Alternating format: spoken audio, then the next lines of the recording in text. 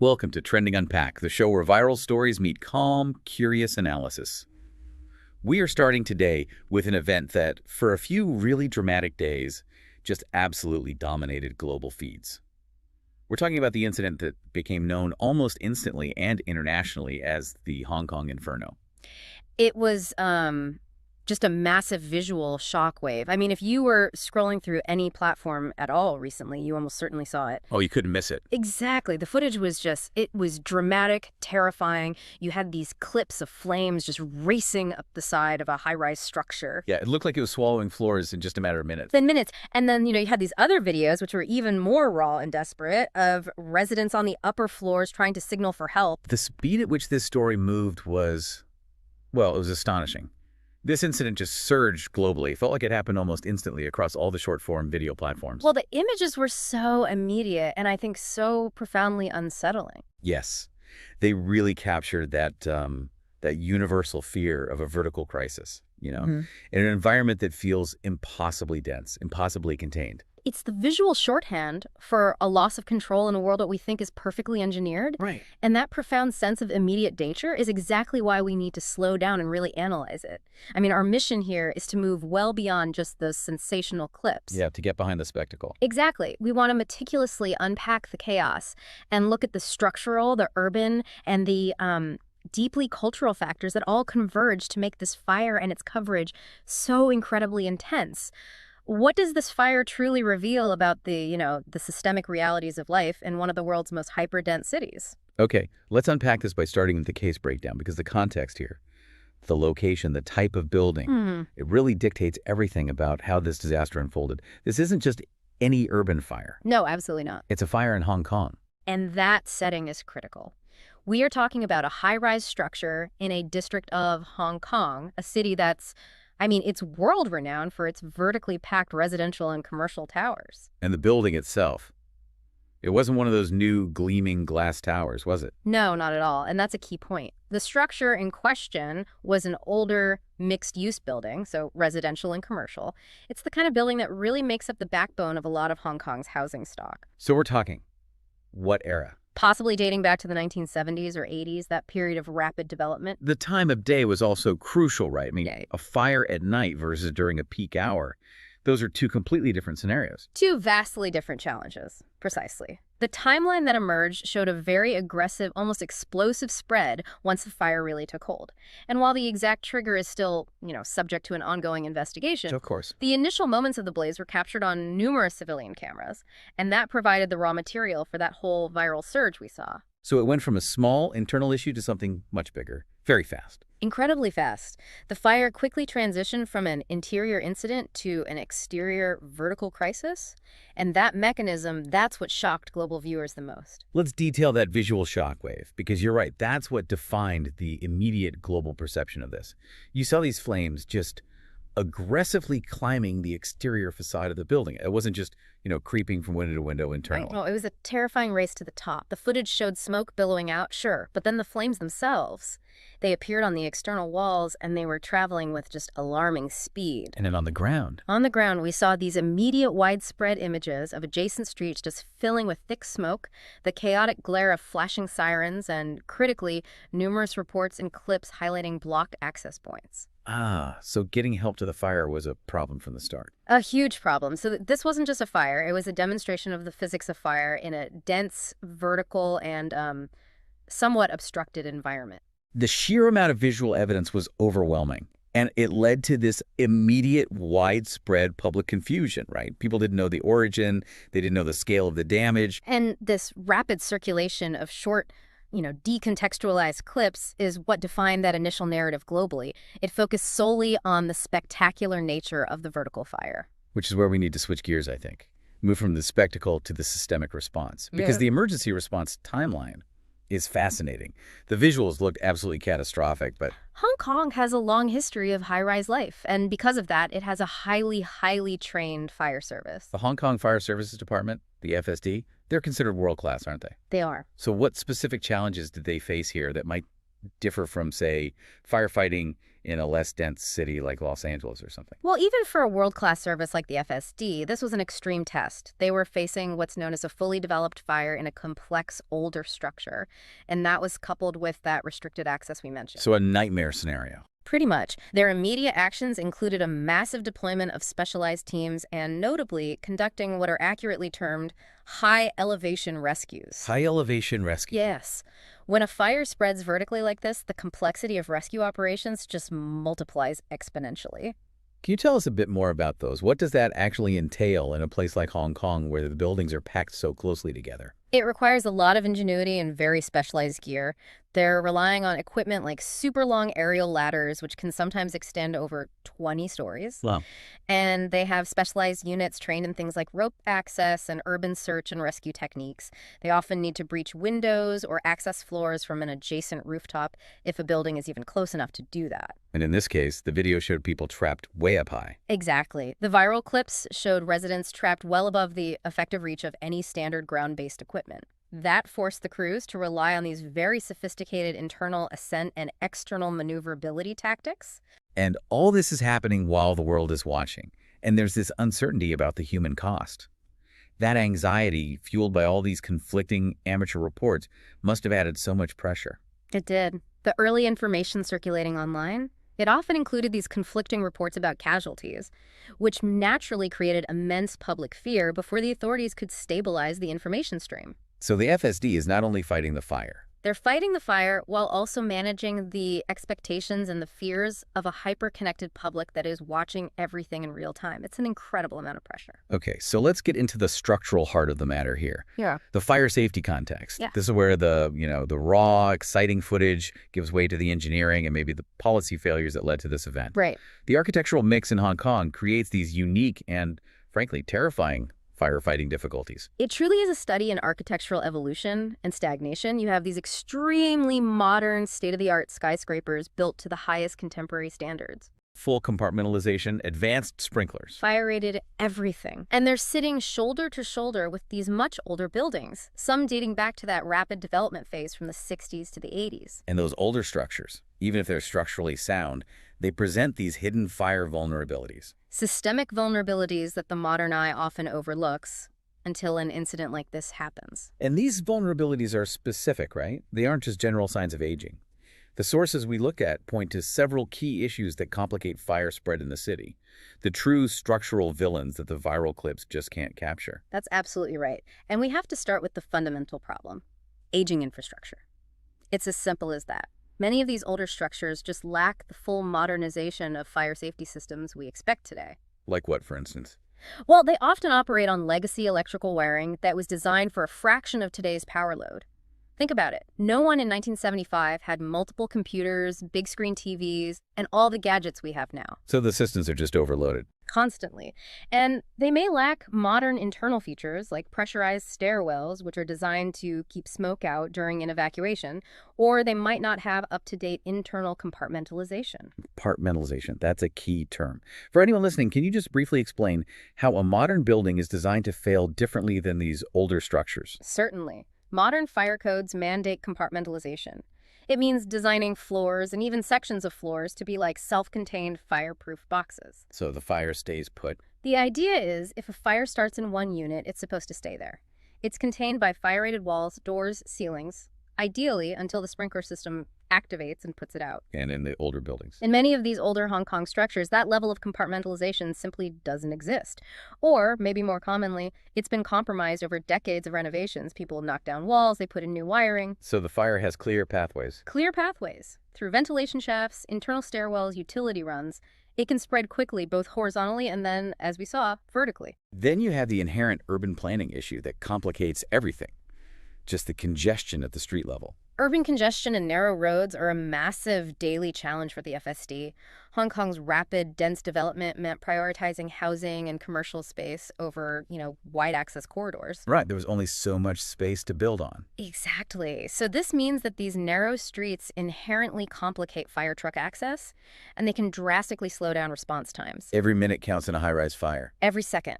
And if heavy equipment, particularly those specialized aerial platforms or the big pump trucks, If they can't maneuver into position quickly, the fire gains an insurmountable advantage. Oh. We're talking about streets built for 1970s traffic volume that are now just choked with modern congestion, parked cars, often with illegal street vendors. And that's before we even get inside the building. Yeah. Then there's the intense internal density, which is also a massive socioeconomic issue. The subdivided units. This is one of the most sobering factors.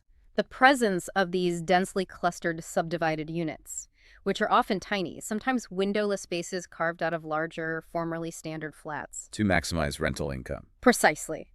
It means a single fire can endanger dozens, if not hundreds, of residents very, very quickly. Can you just paint a picture for us? What do these subdivided units typically look like, and why are they such a profound fire risk? They are essentially fire traps by design. I mean, there's no other way to put it. They often feature flimsy, non-fire-rated partitions. We're talking thin plywood, plasterboard, sometimes even canvas, that are erected quickly and cheaply. So they offer zero resistance to a fire. Zero. The fire will go through them like paper. Furthermore, because you have so many families crammed into a small space, the electrical loads are extreme. This leads to makeshift, often very dangerous, wiring extensions. Extension cords everywhere. Daisy-chained extension cords, overloaded circuits. It's a huge risk, and the storage density is also immense. This dramatically increases what we call the fuel load in unexpected ways. Hallways get turned into these mazes of combustible material which can block a swift exit. So that covers the inside and the street level. But the defining feature of the viral footage was that external vertical climb. What are the exterior hazards in Hong Kong that facilitate this? That brings us to another vulnerability that's quite unique to older Hong Kong architecture, all the external features. Many high-rise buildings, especially the older ones, have these structures that are common to the city's high-density living style. You mean like the window cages? Exactly. Externally mounted window cages, often for security or to prevent falls, and these massive arrays of wall-mounted air conditioning units and their frames. Okay, so how do those structures actually help a fire spread? I mean, the cages don't seem inherently flammable. No, the metal cages themselves aren't, but they aid the spread both structurally and thermally. The air conditioning units often contain plastic components, electrical wiring, and, critically, refrigerant gases and lubricants. All of that can contribute to the fuel load. So the AC units themselves can catch fire. They can. And the frames and the cages, even if they're metal, can trap heat. They can hold burning debris that falls from above, or create these small external air pockets that actually channel the fire upward. They act as a vertical ladder for the flames to just lick up to the next floor. And they must make rescue harder, too. Critically, they severely obstruct rescue operations. It makes it harder for firefighters to access windows for ventilation or to get a hose in, so it's a real double-edged sword. They address a social need, but they create a serious fire hazard. And finally, when you introduce a fire to a dense vertical structure like this, you have to factor in the physics of wind. You mentioned something called the stack effect. The stack effect is non-negotiable in tall buildings, and it's amplified by Hong Kong's often windy conditions. The stack effect is essentially the movement of air, smoke, and flames within a high-rise. It's due to the difference in air density between the hotter air inside the fire and the cooler air outside. So the building acts like a chimney. A massive vertical chimney. In a fire, that's exactly what it is. And high winds just exacerbate this effect. They feed oxygen to the exterior flames and accelerate that vertical climb dramatically. So a fire that might be controllable in a smaller building. It can become a rapid climbing inferno in a high-rise precisely because the flames are being force-fed and pushed upward by the constant currents high above the street. Wow. So we have this perfect storm of non-compliant infrastructure, hyperdensity, narrow access roads, highly combustible interior layouts because of the subdivisions, external obstructions, and then just the relentless physics of wind. It's a profoundly challenging environment for even the most elite fire service. It certainly is. And the immediate community impacts really reflected this complexity. I mean, beyond the structural damage and the injuries, we saw immediate displacement. Of course. Families in adjacent units and even adjacent buildings were evacuated. Local businesses on the ground floor had to shut down. And there were understandable community concerns about air quality, given the thick, acrid smoke that blanketed the streets for hours. The public frustration about the city's aging building stock, I imagine that surfaced very quickly online and in local news. It's an issue the government must be constantly trying to manage. Oh, exactly. And the government had to respond to that anxiety swiftly. Their official statements and press briefings were very consistent in urging patience. They stressed waiting for the official investigations to be completed before anyone drew definitive conclusions about the cause or specific failures. And they were trying to control the narrative around casualties, too. Yes, they were also very transparent in clarifying the official casualty and injury numbers, moving past those initial conflicting online reports that had generated so much fear. It's a very delicate balance of providing facts without preempting the full technical inquiry. Now, this incident didn't happen in a vacuum, though. Hong Kong has a history of these sorts of urban fire disasters, right? Events that consistently force these difficult conversations. It's a recurrent theme in the city's modern history. I mean, if you look back at past major fire incidents in Hong Kong, the Garley building fire in the 1990s comes to mind. That was a truly tragic event that spurred major safety reforms. You see a pattern. You see a consistent pattern. These events inevitably highlight these broader international conversations about managing urban density and the massive costly challenge of infrastructure maintenance in established, rapidly developed cities. The core issue always remains the same. How do you bring thousands of older, privately owned buildings up to modern code without massive government intervention or displacing thousands of people? It forces the public and the government to perpetually confront the inherent risk of having such a vast stock of older buildings in extremely close proximity. It's a never-ending cycle of modernization just trying to catch up to rapid development. It truly is. The FSD, for all their world-class capabilities, is constantly working against this historical architectural inheritance. They are trained for the high-rise environment, but the physical city itself imposes these severe limits on their operational speed and their effectiveness. So that's the reality on the ground, the structural vulnerabilities, the official response. But the story didn't stay tethered to the ground for long, did it? It immediately shot into the digital sphere, and that's where the hard facts started to warp under the pressure of instant commentary. It's the digital life cycle of a disaster. The event immediately entered the phase of instantaneous speculation, which is just incredibly fertile ground for misinformation to take root and spread globally. Let's talk about those instant theories. The common online narratives started almost before the smoke had cleared. What were people claiming was the immediate singular cause? The speculation just quickly fixated on existing social and regulatory pressure points. The claims that immediately took hold centered on the idea that the fire was caused by illegal renovations, or, more specifically, the hazardous living conditions often found in those subdivided flats. That's an easy narrative to grab onto. It's very easy because it ties the disaster to an already recognized and often criticized socioeconomic pressure point in the city: poor living standards and lax enforcement in these illegal units. People were looking for a single point of failure instead of accepting the systemic complexity. Exactly. Then the blame game immediately turned to the physical structure itself, the materials used in the building's exterior or its internal mechanisms. I imagine the word cladding came up almost instantly. Oh, it did. Instantly. There was widespread speculation that the fire was either caused by or catastrophically worsened by outdated cladding or a complete lack of full sprinkler systems in that particular structure.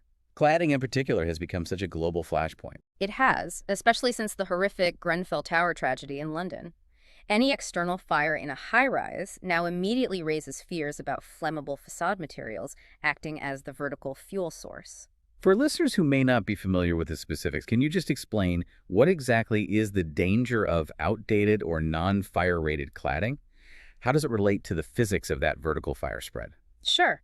Non-compliant cladding typically consists of an outer panel layer, an inner insulation layer, and an air gap in between. If that insulation material itself is highly combustible, like certain types of polyethylene, that air gap can become a perfect chimney. Ah, so it just draws the flames straight up. It rapidly draws flames and heat up the building's exterior. It essentially turns the entire facade into a massive uniform fuse, completely bypassing the internal compartmentalization that was intended to contain the fire within one floor. So the speculation here was intense because it represents the difference between a minor fire and a total vertical loss. Exactly. Wow. Meanwhile, misinformation was just running rampant, fueled by the shock of the visuals. What were some of the key myths that spread widely before they were formally debunked? The most dramatic viral myth, the one that really fueled global panic, was the claim that the fire had, in the spirit of Hong Kong's proximity, jumped between adjacent buildings. That's a terrifying thought. It's a truly terrifying thought given how close the structures are. It implies this uncontrollable urban domino effect. Authorities later had to issue these very clear, explicit statements to debunk this, clarifying the fire's contained origin and vertical spread, but emphatically denying any horizontal leap. And then, inevitably, we saw the darker side of online speculation, the conspiracy theories that follow any major public crisis. This is sadly unavoidable. There were persistent claims about the government underreporting early casualty numbers, or suggestions that there was some form of official cover-up regarding the structural severity or the speed of the spread. And those theories thrive in that initial information vacuum, I suppose. They do. They flourish in the space that exists before official investigations can fully report their technical findings. They tap into existing public distrust or anxieties about density and safety enforcement. Now, moving beyond the pure information flow and into the cultural commentary, what was really interesting to me was how high-rise living itself inherently amplified the perception of danger. High-rise density acts as a massive psychological amplifier, and that's true globally. When a disaster happens in a city defined by its verticality, the stakes just feel astronomically higher. Both physically and psychologically. Physically, because a safe and swift evacuation is incredibly difficult. And psychologically, because the images of people trapped on high floors silhouetted against the smoke, they are profoundly dramatic, and they generate universal sympathy and terror. The sheer verticality makes the crisis seem bigger, faster, and more uncontrollable than, say, a fire consuming a sprawling industrial park. And that amplification leads directly into the digital coping mechanisms, like the meme economy of disaster, Right. which often uses dark humor to process fear. Exactly. We saw the rise of cultural reflection and even some really dark humor memes that portrayed Hong Kong's iconic packed skyline as being inherently vulnerable. Some were described as a vertical furnace waiting to happen. Which isn't just irreverence, is it? No, it's a cultural way of processing the persistent underlying anxiety that comes with living in a city where proximity is inescapable and infrastructural failure carries these existential risks right outside your window. It's a way for the local population to articulate a frustration that's often left unsaid. The real cost of hyperdensity. So we have the initial fear, the structural speculation, and the dark humor. And it's all circulating through these short, powerful video clips.